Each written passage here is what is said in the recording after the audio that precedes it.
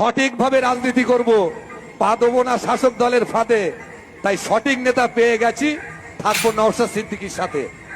এই কথা আজ বলি তোমাদের, শুনে রেখো ভাই। অন্যায় দেখলে গর্জে ওঠে আমার নওশাদ ভাই, অন্যায় দেখলে গর্জে ওঠে আমার নওশাদ ভাই। তাই সঠিক কথা বলে উনি, সঠিক পথে চলে। আর পিসি ভাইপো ভেবে মরে উনি আবার কি বলে, তাই তো নাকি? তাই ওরা কি করছে দেখুন। তাই বাংলাতে তোমরা জ্বালিয়েছো আগুন, দেশলাই তোমাদের নাম। বাংলাতে তোমরা জ্বালিয়েছো আগুন, দেশলাই তোমাদের নাম।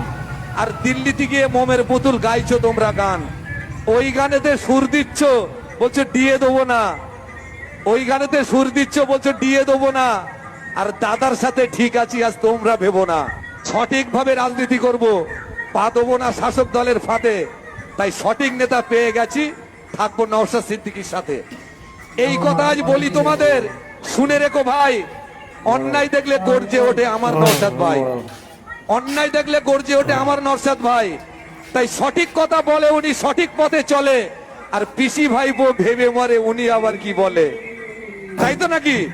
তাই ওরা কি করছে দেখুন। তাই বাংলাতে তোমরা জ্বালিয়েছো আগুন, দেশলাই তোমাদের নাম।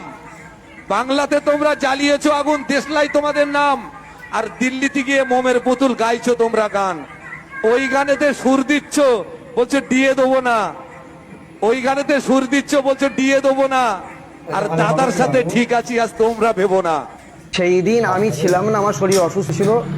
আমি তার পরের দিনে সকালে খবরটা পেয়েছি। আমি যদি ওই সময় থাকতাম, আল্লাহর কসম খেয়ে বলছি, ওকে আমি দড়িতে বেঁধে ফেলতাম।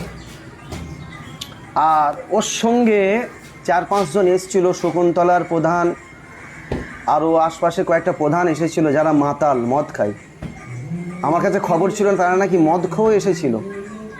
আমি যদি থাকতাম, আল্লাহর কসম